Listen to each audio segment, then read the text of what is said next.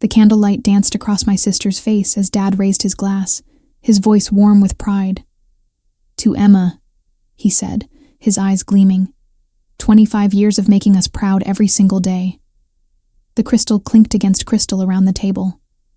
Mom's smile was radiant. Emma glowed in that golden way she always had, the way that made rooms feel brighter when she entered them. I sat in the chair next to her, my hands folded in my lap, watching the scene unfold like I was watching a movie about someone else's family. It was my birthday dinner, my 23rd birthday. The reservation had been made under my name. The cake sitting in the kitchen had my name written in delicate cursive across the vanilla frosting. But as Dad continued his toast, listing Emma's recent promotion, her new apartment, her perfect boyfriend who sent flowers every Friday, I felt that familiar heaviness settle in my chest. The weight of being the other daughter. "She's always been our shining star," Dad continued, and I could feel the warmth in his voice, genuine and deep. Never gave us a moment's worry. Straight A's, captain of the debate team, full scholarship to Stanford, and now this incredible job at Goldman Sachs. I took a sip of wine, the burgundy liquid bitter on my tongue. Across the table, Emma's eyes met mine for just a moment. There was something there. Was it guilt? Pity? Or just the comfortable knowledge that this was how it had always been and always would be? "Dad," I started to say, but he was already moving on to Emma's latest achievement, something about a client presentation that had impressed the partners. My voice got lost in the enthusiasm of his words. The restaurant buzzed around us, other families celebrating their own milestones, their own golden children. I wondered if any of them had an invisible daughter sitting quietly at the table, smiling politely while her heart cracked a little more with each passing toast. Mom reached over and squeezed my hand. "Don't worry, honey," she whispered. "We'll do something special for you next week." Next week, when the spotlight wouldn't be competing with Emma's natural glow. But I had something planned. Something I'd been working on for months, hidden away, in my small apartment, crafted with trembling hands and a heart full of words I'd never been brave enough to speak. Tonight was the night I would finally give it to him. The real gift. Not the silk tie I'd wrapped in expensive paper, but the gift that would change everything. I could feel it in my purse, the small leather journal that held 23 years of silence, 23 years of watching from the sidelines, 23 years of being the daughter who tried so hard, but was never quite enough. 23 years of being invisible in plain sight.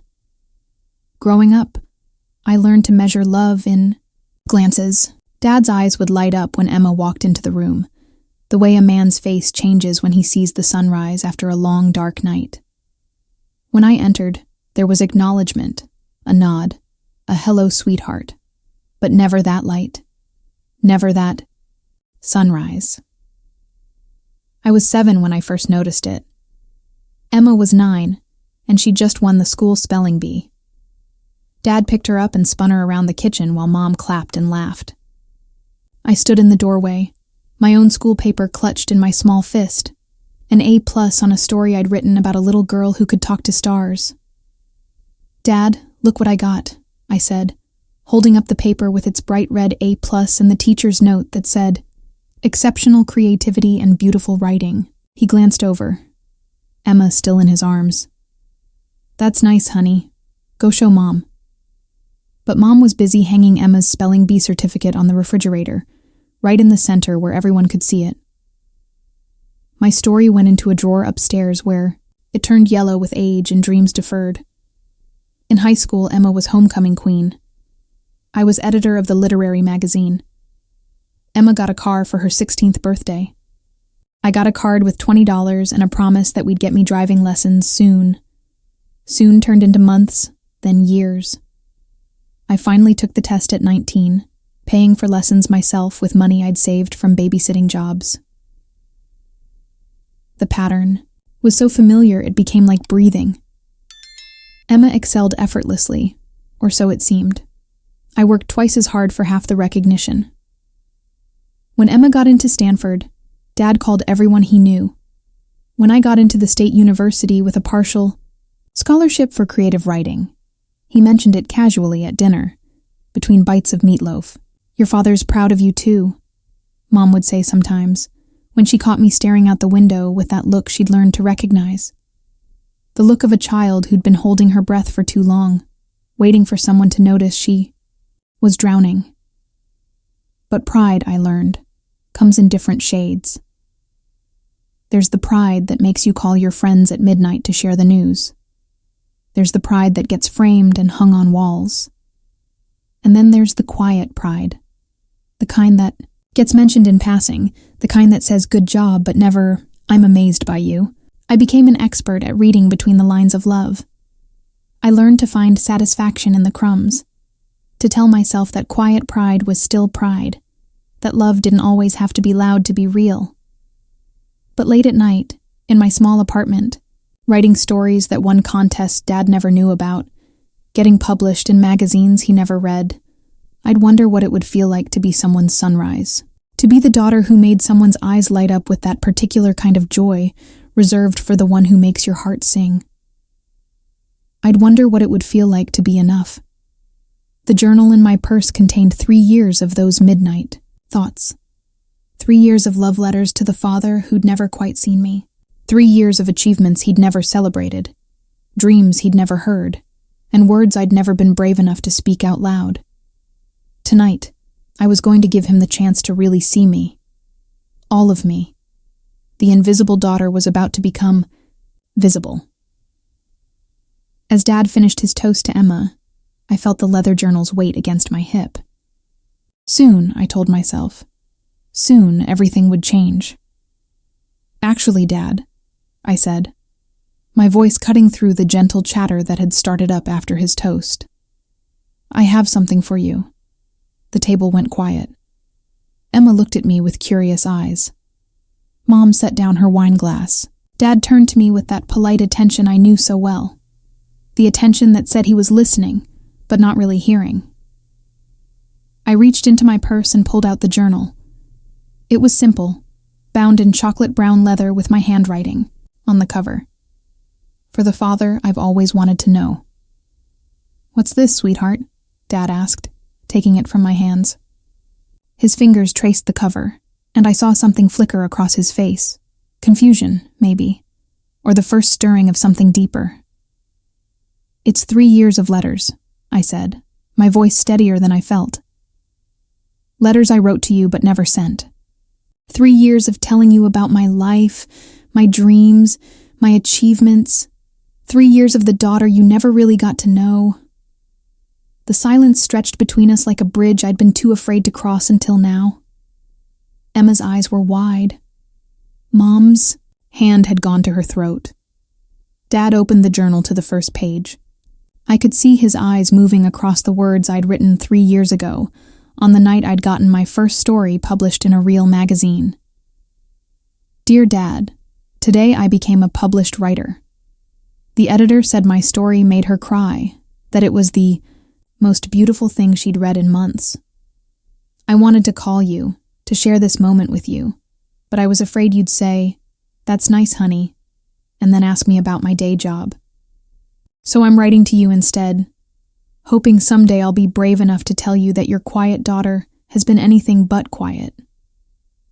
She's been singing, Dad. She's been singing songs you've never heard. I watched his face as he read. Watched the way his brow furrowed, the way his lips parted slightly. Watched as 23 years of assumptions began to crumble. There are 97 letters in there, I said softly. 1 for every story I published, every contest I won, every dream I chased while you were watching Emma shine. I wrote them because I needed you to know me, even if I was too scared to let you. He looked up from the journal, and for the first time in my life, I saw something in his eyes I'd never seen before.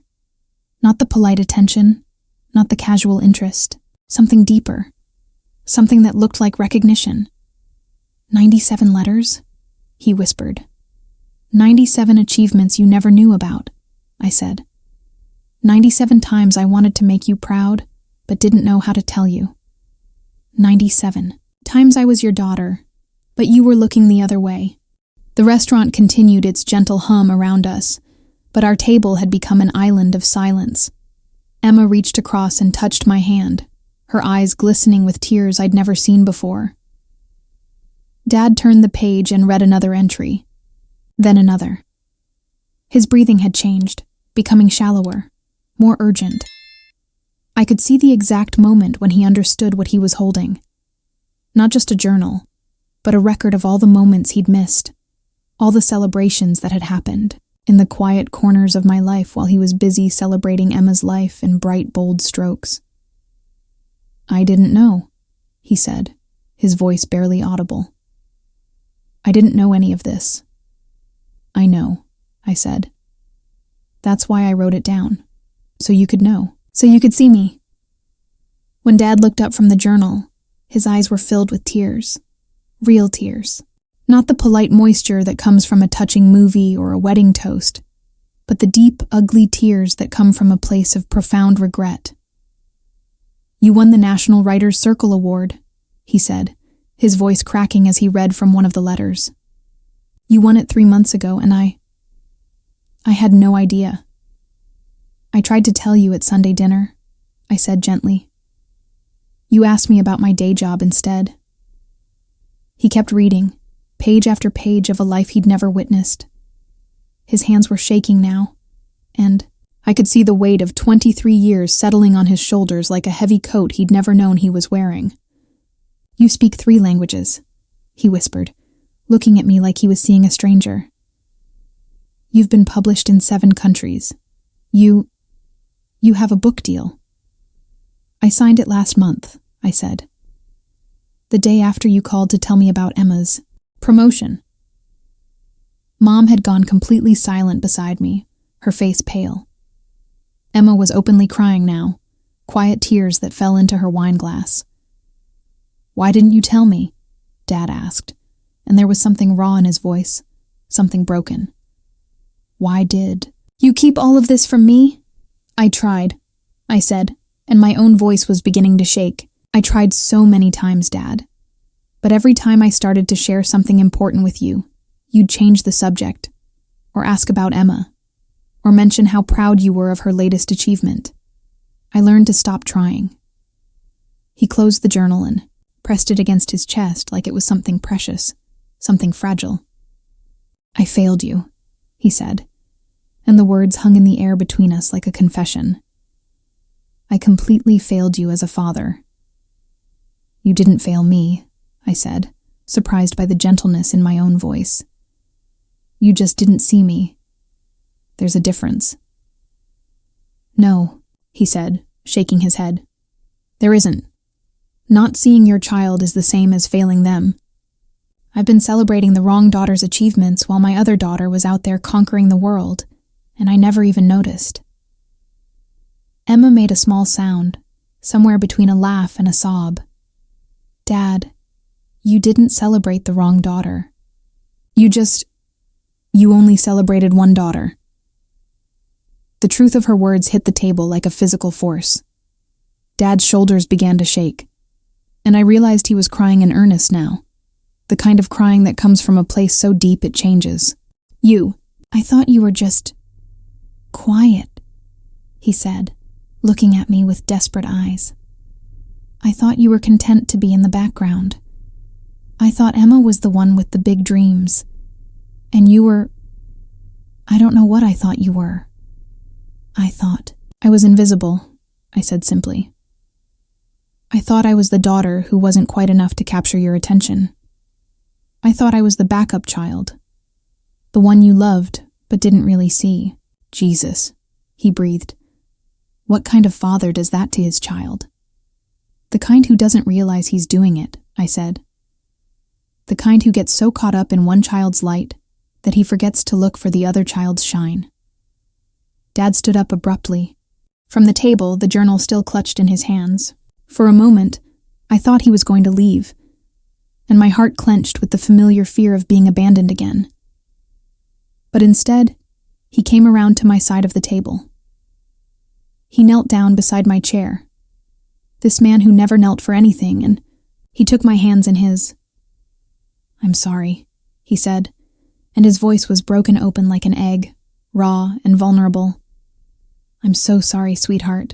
I'm sorry for every achievement I missed, every dream I ignored, every time I made you feel invisible. I'm sorry for being the father who didn't see you, when you were right there shining the whole time." I started crying then, 23 years of held-back tears finally finding their way out. Not the quiet tears I'd learned to cry in private, but the loud, messy tears that come from being seen, finally, completely.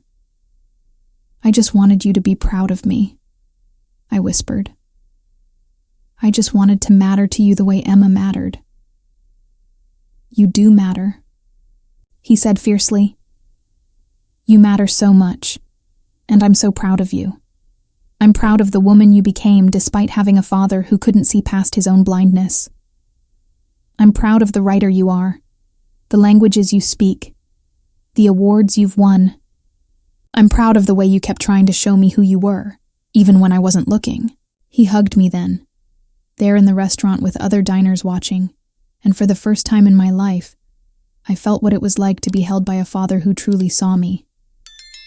"Can you forgive me?" he whispered into my hair. "I forgave you a long time ago," I said.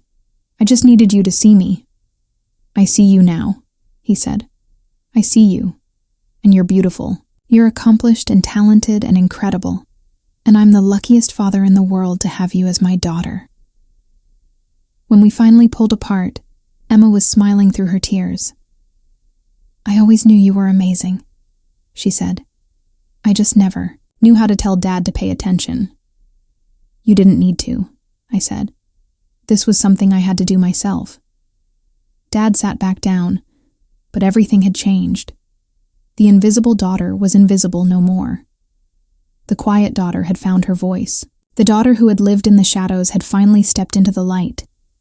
And for the first time in 23 years, I felt what it was like to be enough.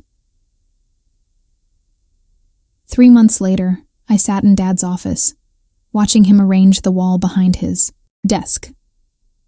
Emma's Stanford diploma was still there, along with her various awards and accolades. But now, they shared space with my published stories, my award certificates, my book cover, blown up and framed like the work of art he now understood it to be.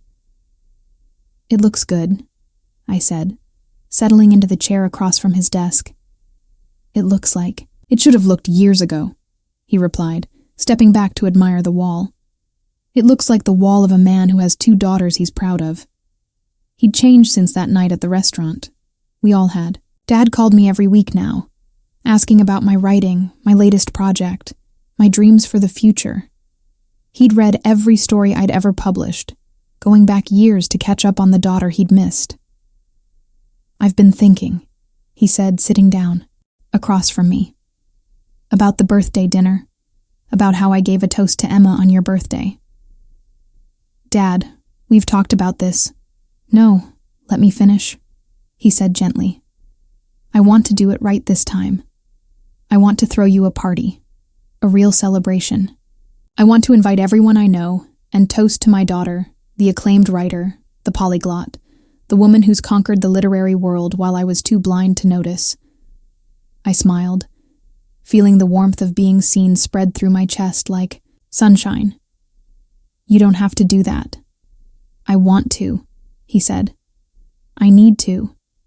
I need to celebrate you the way I should have been celebrating you all along." "Okay," I said, "but this time let's make sure Emma gets a toast too. She's been amazing through all of this." "She has," he agreed. "She told me she always tried to share the spotlight with you, but I was too focused on her to notice when she was trying to redirect my attention." "She's a good sister," I said. "She always has been."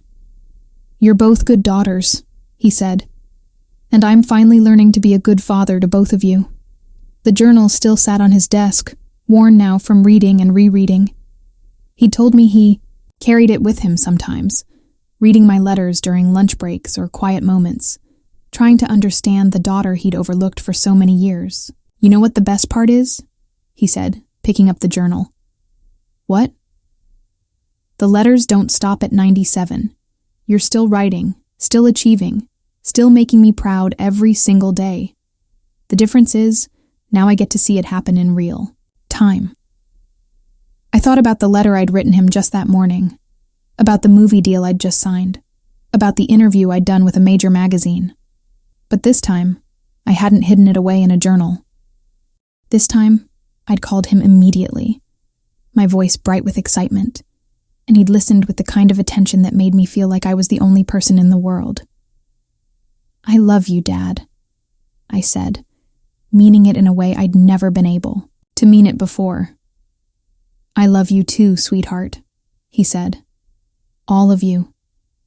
The quiet daughter and the loud daughter, the invisible daughter and the shining daughter. I love all the versions of you I missed, and I love the woman you are now." As I left his office, I thought about that night at the restaurant, about the moment I'd decided to hand him the journal. It had been the scariest thing I'd ever done, but also the most necessary. Sometimes love requires courage. Sometimes being seen requires the bravery to make yourself visible. I was no longer the invisible daughter. I was the daughter who had found her voice, who had demanded to be seen, who had refused to remain in the shadows any longer. I was finally, completely enough.